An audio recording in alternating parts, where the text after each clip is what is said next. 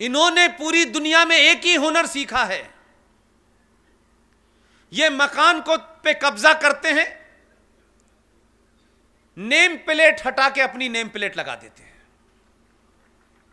जो 30,000 मंदिर तोड़े हैं, एक बताएं कोई मस्जिद ऐसी बना के गए हो ये कहें कि ये मस्जिद हमने बनाई थी। 90% मंदिरों को तोड़ के ऊपर गुम्मद बना के कहते हैं कि ये हमारा आर्किटेक्चर है। कौन सा इस्लामिक आर्किटेक्चर कहां पैदा हुआ था? हम कुछ बातों को जानना नहीं चाहते, इसलिए जिन्होंने किताब नहीं पढ़ी है, जरूरी नहीं है कि आप पूरी किताब पढ़ें। इस वक्त देश में किताब में क्या क्या आपके मतलब की बात लिखी है उतने ही जान जाएं, उतने से ही आपका काम हो जाएगा। इसलिए जो लोग राष्ट्र को चला रहे हैं उनसे कहिए गीता पढ़ें, और जिनको घर चलाना है वो रामायण पढ़ें। अदला बदली ना करें। मेरा मानना है कि अगर हमने गलत आइकॉन को, गलत लोगों को सही समय पे अगर बता दिया होता, उनकी हैसियत बताती होती, तो आज हमारे बच्चे अकबर महान नहीं पढ़ते और महाराणा प्रताप महान पढ़ते। भारत का पहला शिक्षा मंत्री 99% लोग उसके बारे में नहीं जानते। और यह मैं नहीं कह रहा, उसने अपनी किताब में लिख के गया, हमने वो भी नहीं पढ़ी। भारत के पहले शिक्षा मंत्री जब पैदा हुए मक्का में, तो उनका बचपन का नाम था फिरोज बख्त। मैंने पहला ऐसा शख्स देखा कि बचपन से बुढ़ापे तक 4 नाम रखे उसने। जब वो जवान हुए तो उन्होंने अपना नाम मुइनुद्दीन रखा। जब राजनीति में आए तो अब्दुल कलाम रखा। लेकिन राजनीति में एक विशेष राजनीति करनी थी तो मौलाना अबुल कलाम आजाद हो गए। ये उनकी जाती शख्सियत की बात बता रहा हूं, लेकिन लार्जर पिक्चर क्या है? उन्होंने अपने जीते जी एक किताब लिखी है। उस किताब का नाम है India wins freedom. Oriental publication ने यह छापी है। आप सबने वही किताब पढ़ी है, लेकिन उसमें एक चीज कही गई वो नहीं पढ़ी आपने। यह आदमी कितना बेईमान था, अपने जीते जी इसमें सच बोलने की हिम्मत नहीं थी, क्योंकि उसको अपना एजेंडा पूरा करना था, इसलिए सच नहीं बोला। यह मक्कार आदमी 1958 में वो अल्लाह मियां को प्यारे हो गए, लेकिन अपनी वसीयत के अंदर यह लिख के गया यह आदमी कि मेरे मरने के 35 साल बाद मैंने 30 पन्नों पे कुछ लिखा है, लेकिन मैं अपनी किताब में नहीं जोड़ सकता। मेरे मरने के बाद इन 30 पन्नों को मेरी किताब में जोड़ देना। ऐसा ईमानदार आदमी भारत का शिक्षा मंत्री था, जो अपने रहते हुए सच नहीं बोल पाया, अपने बारे में सच नहीं बोल पाया। उसने भारत की शिक्षा नीति में कौन सी सच्ची बात कही होगी? इससे बड़ा कोई झूठ हो सकता है? 1998 के अंदर सुप्रीम कोर्ट में केस चला, उनके वारिसों ने केस जीत लिया। ओरिएंटल पब्लिकेशन स्वाइन ने वो केस जीता और वो 30 पन्नों के साथ वो किताब दोबारा से छाप दी मार्केट में। हमारे समाज ने फिर भी नहीं पढ़ी। हम तो बहुत महान मानते थे, क्योंकि मौलाना आजाद ने जिना की बुराई की, कहा कि जिना तुम पाकिस्तान बना रहे हो, ये गलत कर रहे हो। मुझे जिना से कोई शिकायत नहीं है, मुझे असदुद्दीन ओवैसी से कोई शिकायत नहीं है, मुझे इस देश के सेकुलर मक्कार मुसलमान से शिकायत है। उसने यहां रह करके जिना से ज्यादा खतरनाक काम किया। 90 के अंदर वो किताब छपी, पूरे मार्केट से किताब गायब हो गई। जिन्होंने उस पर राजनीति की थी उनको पता था ये किताब अगर गलत लोगों के हाथों में पड़ गई तो हमारा पूरा का पूरा जो सेकुलरिज्म का चरित्र है वो जमीन पे गिर जाएगा। लेकिन मैंने भी सही जगह जन्म लिया है। उस किताब की एक कॉपी मेरे पास भी है। तुमने किताब भले ही इस मार्केट से गायब कर दी हो, 3 साल में मैंने उसको इतना बताया है कि लोगों को पता चल गया ये देश का पहला फ्रॉड शिक्षा मंत्री क्या था। उस 30 पन्नों का जिस्ट इतना ही है कि उसने कहा यह बात मैं कह नहीं सकता, बताना नहीं चाहता, क्योंकि उसका एजेंडा भारत के अंदर सेकुलरिज्म की आड़ में इस देश में आज जो शाहीन बाग बन रहे हैं वो उसकी वजह से बन रहे हैं। 30 पन्नों में उसने कहा Jinnah was right, Nehru was wrong. Nehru चाहते थे कि पाकिस्तान बने, जिन्ना नहीं चाहते थे। यह बात अगर अपने सामने कह देता तो शिक्षा मंत्री नहीं बन पाता।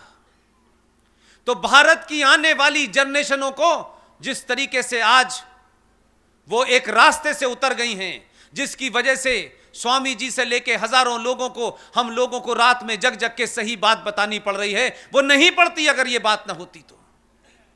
ये वो खतरनाक लोग थे जो भारत में रहते हुए ये कहते थे सब कुछ मिल जाएगा, क्यों जा रहे हो, तुम्हारी जितनी हसरतें हैं, जितनी ख्वाहिशें हैं, यहां रह के पूरी हो जाएंगी। पाकिस्तान बड़े सोच के बना था। जो यहां रह गए थे 1946 में पाकिस्तान बनने के लिए मुस्लिम लीग ने वोट मांगा। 475 सीटों में से मुस्लिम लीग को इस देश के मुसलमानों ने 425 सीटें दी। सारे देश का मुसलमान पाकिस्तान चाहता था, लेकिन कितने समझदार लोग थे, पाकिस्तान बनने के बाद यहां से गए नहीं। आपके बॉर्डर पे एक इस्लामिक मुल्क बनवा करके, एक आर्मी लगवाने के बाद, एक ईस्टर्न बॉर्डर पे आपके एक पाकिस्तान इस्लाम बनाने के बाद यहां से नहीं गए। इसीलिए अलीगढ़ यूनिवर्सिटी में जब मेरे बड़े भाई हुआ करते थे, मैं स्कूल में छोटा होता था तो एक नारा लगता था, वो मैं कभी समझ नहीं पाता था कि इस नारे का मतलब क्या है, क्योंकि मेरी जिंदगी सुबह से लेकर शाम तक कुरान, इस्लाम, नमाज, हरिया और शरीफ में से गुजरती थी। उस वक्त ये नारा बड़ी आसानी से लगता था बीच बीच में कि लड़के लिया है पाकिस्तान, हंस हंस के लेंगे हिंदुस्तान। आज 70 सालों के बाद इस देश को पता चल रहा है कि जो यहां हैं वो इसी संविधान का हिस्सा बनके, इसी डेमोक्रेसी का इस्तेमाल करके उन्होंने एक आदर्श सत्ता इस देश में स्थापित कर ली थी। आज जो लोग धरने पे बैठे हुए हैं उनका सबसे बड़ा संकट है 1000 या नहीं राजा दाहिर सेन के बाद अगर आपने सही इतिहास भी पढ़ा होता और स्कूलों और कॉलेजों में भी नहीं पढ़ाया गया होता, तब भी आप उन किताबों को पढ़ लेते जो मार्केट में मौजूद हैं, तो यह दिन देखना नहीं पड़ता आपको। आज सत्ताएं आती तो इस देश को विश्व गुरु बनाने वाले रास्ते पे ले जाती। आज जो सत्ताएं आ रही हैं, पुराने कुकर्मों को वो साफ करते करते 5 साल बीत जाते हैं और भारतीय राजनीति में हर 5 साल के बाद वोट लेने जाना पड़ता है और वोट का डेमोग्राफी का बदलाव तेजी से हो रहा है। यही कारण है कि राजा दाहिर सेन की कहानी आपने इसलिए नहीं पढ़ी कि सिंध आपके जनगण मन के अंदर तो आता है, लेकिन सिंध का आखिरी राजा, वो हिंदू राजा जिसका नाम राजा दाहिर सेन था, उसका इतिहास पढ़ा होता तो आप खड़े होकर के ये छोटे भाई का पजामा, बड़े भाई का कुर्ता पहने हुए इधर से उधर घूम रहे हैं। ऐसा लगता है सारा ज्ञान इन्हीं को है। इनका कॉलर पकड़ के पूछते, बेशरम मक्कारों, जरा ये तो बताओ, तुम हमें काफिर कह रहे हो? हम काफिर हैं?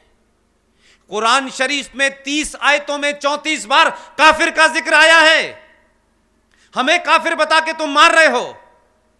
जरा शर्म करो, अपने गरेबान में झांको जरा।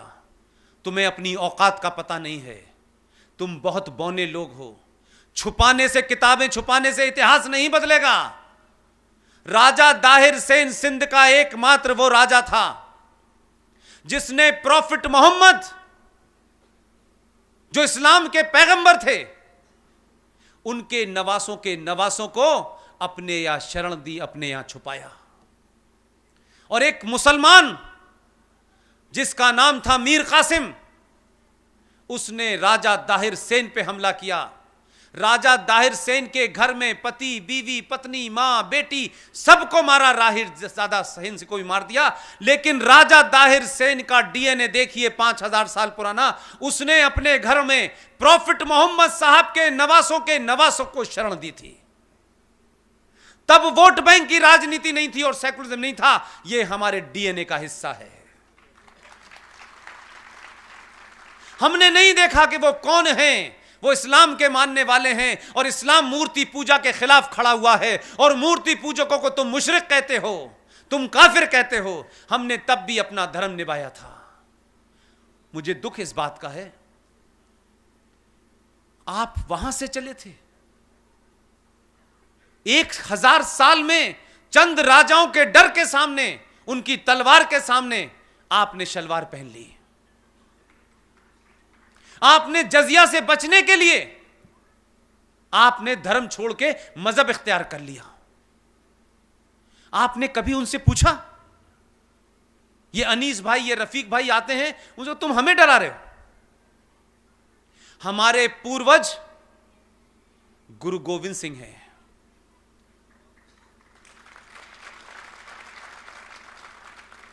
हमारा पूर्वज बंदा बहादुर है। हम तब तुम्हारी तलवार से नहीं डरे और तुम्हें हमारे ऊपर यकीन नहीं है तो सरहिंद में जाके देख लो, पंजाब में, क्योंकि तुम्हें इतिहास में हर वो बात अच्छी लगती है जो तुम्हारे फेवर की होती है। सरहिंद में जाओ। गुरु गोविंद सिंह के 4 पुत्र थे। 2 चमकौर के युद्ध में मारे गए। 2 पुत्र, 9 साल का साहबजादा जोरावर सिंह और 6 साल का जोरावर फतेह सिंह। सरहिंद का बादशाह वजीर खान ने हुक्म दिया कि इनको इस्लाम कबूल कराओ। दोनों के सामने तलवार लेकर के शाम को पेशी हुई। 6 साल के उस फतेह सिंह ने जब उससे कहा इस्लाम तुम्हें मंजूर है, आप जरा सोचिए कि आप किन की औलादे हैं। 6 साल के बच्चे ने सारी कहानी लिखी हुई है। ये मेरा और आरएसएस का लिखा हुआ नहीं है जिसे आप ये कह के टाल दें ये तो झूठ बोलते हैं। पंजाब जाइए, 6 साल के बच्चे ने कहा मैं इस्लाम कबूल नहीं करूंगा, मैं वाहे गुरु के अलावा किसी को नहीं मानता।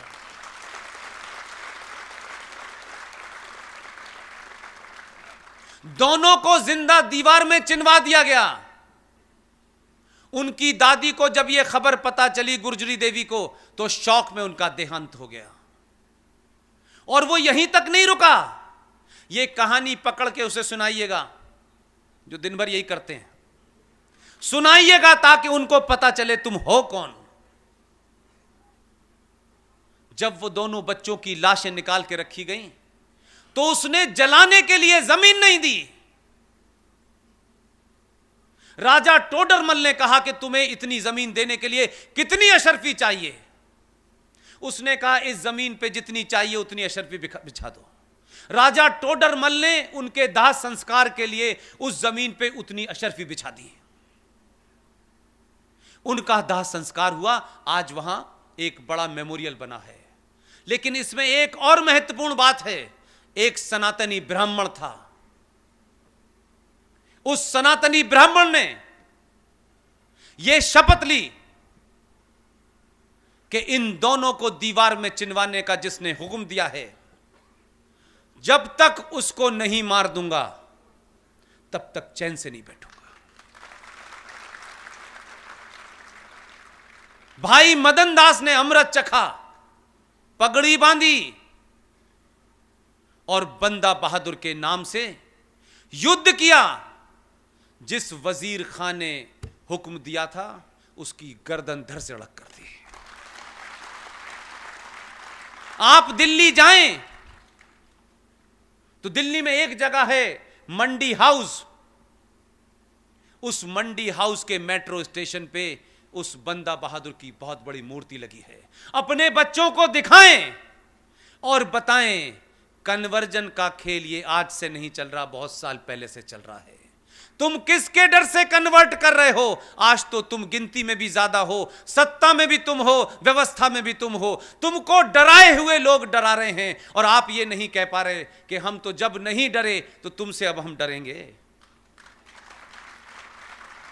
अपने इतिहास को अगर पढ़ा दिया जाता, इसीलिए सत्ताओं पे बैठने वालों ने आपको वो इतिहास नहीं बताया कि अगर आप अपना इतिहास जाग जाते, आप उसको समझ जाते, तो वो सत्ता के ऊपर 19 साल और 16 साल कभी नहीं बैठ पाते। पहली बार आपको देश में जो कुछ हुआ है उसके बारे में बिना लाग लपेट के लोग बता रहे हैं और आप सुन रहे हैं। जो भी मिले, चौराहे चौराहे, गली गली, पूछिए जाकर के कि जिस वक्त लॉर्ड माउंटबेटन दिल्ली में जिस स्विमिंग पूल में छलांग लगा करके स्विमिंग करते थे, उसी स्विमिंग पूल में लॉर्ड माउंटबेटन के जीजाजी छलांग लगाते थे। मुकाबला किसका हो रहा है? जिनसे सुबह यह पूछा जाता था कि नेहरू जी आप सुबह नाश्ते में क्या लेंगे, कौन कौन से अखबार पढ़ेंगे, ये यहां क्रांति कर रहे थे।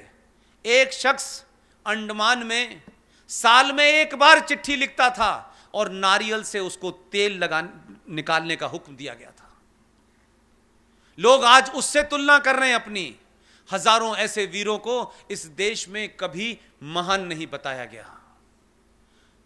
स्थिति थोड़ी सी बदल गई है, इसलिए लोगों को लग रहा है कि अगर इस सरकार ने यह घोषणा कर दी है कि सावरकर को भारत रत्न मिलेगा, तो लोगों के पेट में दर्द है। सावरकर को भी मिलेगा। सावरकर के बाद जिन लोगों का नाम लेने से लोग शर्मा थे, अब उनको भी मिलेगा। और अभी आपने सिर्फ घोषणाएं की हैं, काम तो बहुत स्लो शुरू हुआ है। ये जो बौखलाहट है, जो ये नारे लगा रहे हैं कि हमें चाहिए जिन्नावाली आजादी, जो जेएनयू में 10 रुपए मकान का किराया नहीं दे सकते हैं, वो ये कह रहे हैं कि भारत को नॉर्थ ईस्ट को अलग कर देंगे, वो जो चिकन नेक कहलाता है उसको हम अलग कर देंगे। किस गलत फहमी के शिकार हो? ये 2020 का भारत है। जो लोग भी इस गलत फहमी में हैं कि सत्ता बदली है लेकिन समाज नहीं बदला, मैं कहता हूं समाज बदला है, बाद में सरकार बदली है। इसलिए ध्यान रखना और जरा धीरे से, यह मत समझना कि अब बहुत सारे आका बैठे हुए हैं तुम्हारे। जेएनयू में एक 3 दिन पहले रात के 2 बजे तक बोल के आया हूं मैं, यहां कह के आया, तुम्हें सरकारों का विरोध करना है, तुम्हारा अधिकार है। तुम्हें व्यक्ति का विरोध करना है, तुम्हारा अधिकार है। तुम्हें किसी कानून का भी विरोध करना है, वो भी अधिकार है। लेकिन यह नारा इस वक्त इस देश का 90 करोड़ सनातनी किसी से पूछेगा नहीं।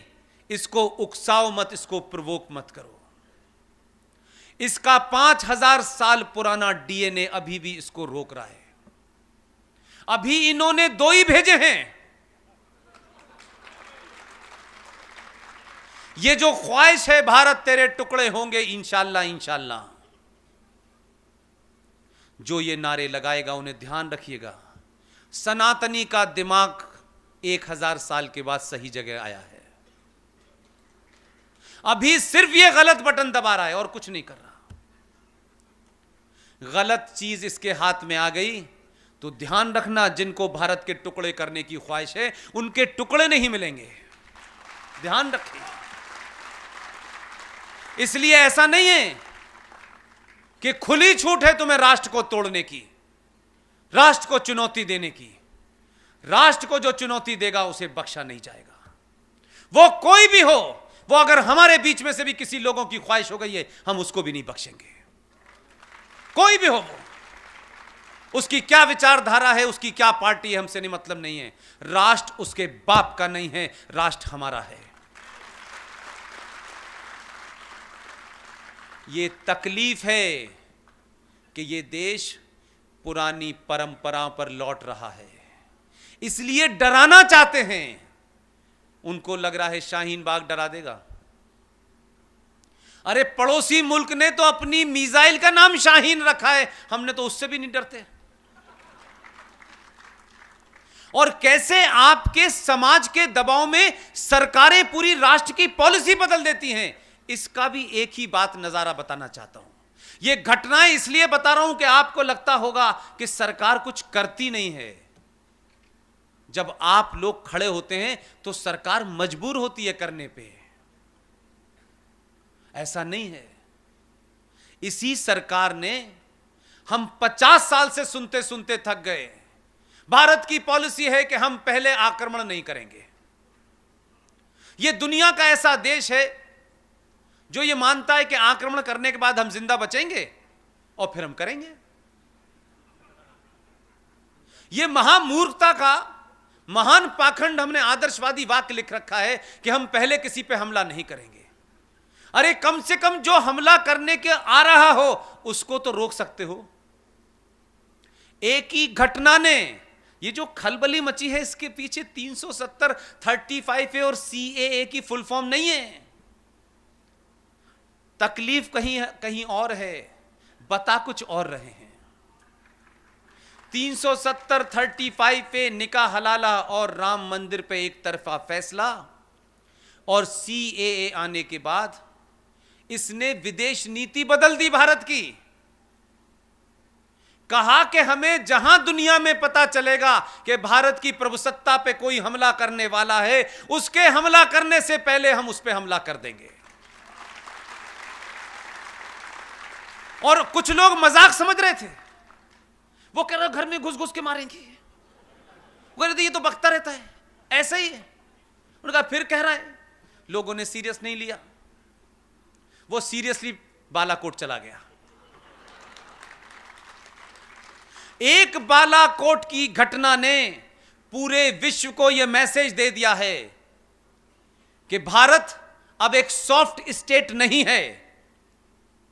अगर अमेरिका 9/11 होने के बाद बिना किसी जांच पड़ताल के, बिना किसी यूएनओ की परमिशन के उसको लगा आतंकवादी इस देश से आए थे, उसने दुनिया की किसी पंचायत में नहीं गया कि हमें क्या करना चाहिए, दोनों मुल्कों को तबाह कर दिया। उन्होंने कहा ये तो कुछ इन्होंने रास्ता वही पकड़ लिया है। ये बालाकोट नहीं गए हैं। बालाकोट पाकिस्तान मिलिट्री हेडक्वार्टर से मात्र 70 किलोमीटर दूर है। ये करके चले गए, तब उन्हें पता चला क्या करा इन्होंने। ये डर इसलिए है कि आपने तमाम ऐसे आदर्श वाक्य जो खामखा लिख रखे थे, जिसका कोई अर्थ नहीं था, आपने कहा जो जिस भाषा को समझेगा उसे उसी भाषा में जवाब दिया जाएगा। और यह बदलाव ऐसे ही नहीं हुआ। आप यह मत समझिए कि आपके देश को इतना ताकतवर हो गया कि पूरी दुनिया खामोश है। छोटी छोटी बात कैसे बदलती है, यह संतों से सीखिए। हो सकता है ये संत, मैं दिनेश जी को उसमें से माइनस कर देता हूं, मेरी भाषा ना बोलें, लेकिन ये पहले ऐसे संत में देख रहा हूं कि इनका हाथ और मुंह दोनों एक साथ चलते हैं।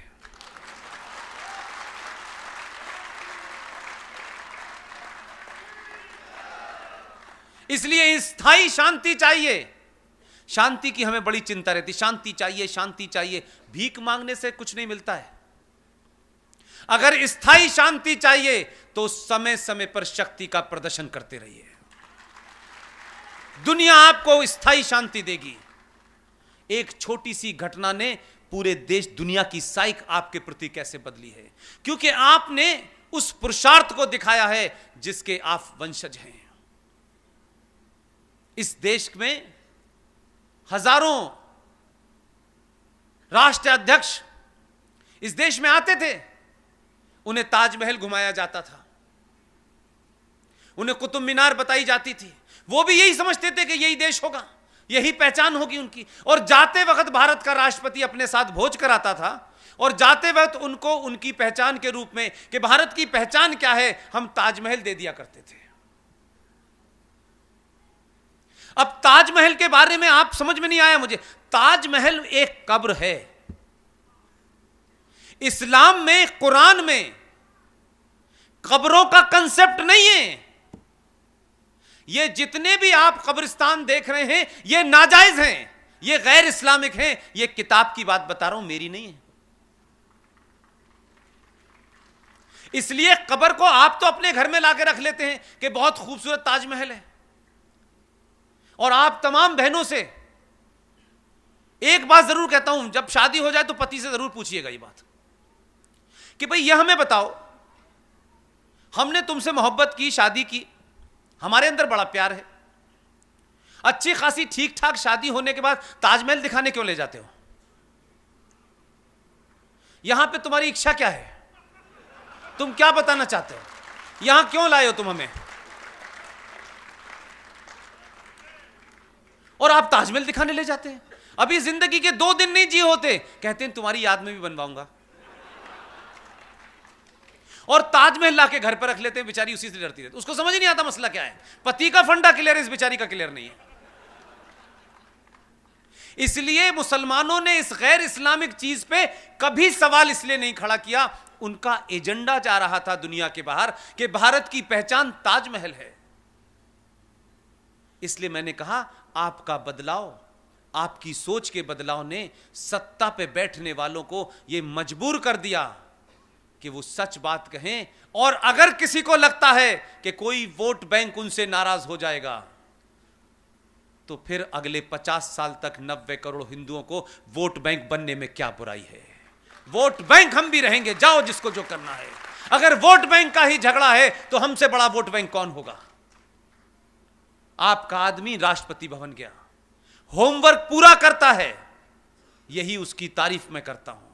और देश में पहला प्रधानमंत्री इसलिए शायद उसका अच्छा होमवर्क है कि 15 साल की ठीक ठाक ट्रेनिंग लेके गया है गुजरात से। अब तक इस देश में हवाई जहाज उड़ाते उड़ाते लोग प्रधानमंत्री बने, उन्हें पता ही नहीं था करना क्या है। पायलट थे, जहाज चलाते चलाते देश चलाने लगे। किसी की पुत्री थी इसलिए प्रधानमंत्री बनी, एक सोते रहते थे हमेशा प्रधानमंत्री बन के। कलाकार इस देश में बने, इसलिए इस समाज को, 5000 साल पुरानी सभ्यता को लोग सीरियस ही नहीं समझते थे। कहते अगर उस देश के प्रधानमंत्रियों का यह हाल है तो समाज का क्या होगा? लिहाजा वो शख्स राष्ट्रपति भवन गया, राष्ट्रपति से उसने एक ही सवाल पूछा कि भारत राष्ट्र की पहचान के नाम पर हम दुनिया में आने वाले राष्ट्राध्यक्ष, प्रेसिडेंट, प्राइम मिनिस्टर्स को क्या देते हैं? वो पुराने खाटी कांग्रेसी थे, उन्होंने कहा ताजमहल दिया जाता है। उसने कहा ताजमहल भारत की पहचान कब से हुई? उसने कहा यही दिया जा रहा है। उसने कहा बंद कर दीजिए। पूरे इंतजाम से किया। सनातनियों को अपना होमवर्क मजबूत करना चाहिए। बिना जाने बिना पढ़े कोई राय मत बनाइए, और नहीं पता है तो जो जानकार है उससे पूछ लीजिए। इसमें कोई शर्म की बात नहीं है कि जिस विषय पे आप नहीं जानते हैं उसी पे आप नोबेल प्राइज विनर हो जाते हैं। हमें आदत है हर चीज पे बोलने की बिना जाने भी। इस समाज में लोग हैं, आप उनसे पूछ लें क्या ये हम सही सोच रहे हैं। मुझसे भी अगर कोई चीज नहीं आती है तो जो मेरे बड़े हैं मैं उनसे डिस्कस करता हूं। हर बात में अपना ज्ञान देना जरूरी नहीं है बिना जाने। वो गया, उसने कहा 3 दिन के बाद रशिया के प्रेसिडेंट आ रहे हैं। भारत की पहचान के रूप में दुनिया के सबसे बेहतरीन कागज पर सबसे अच्छी उसकी डिजाइनिंग के साथ में अब से सिर्फ भारत यह देगा कि ये जो गीता है यही भारत की पहचान है।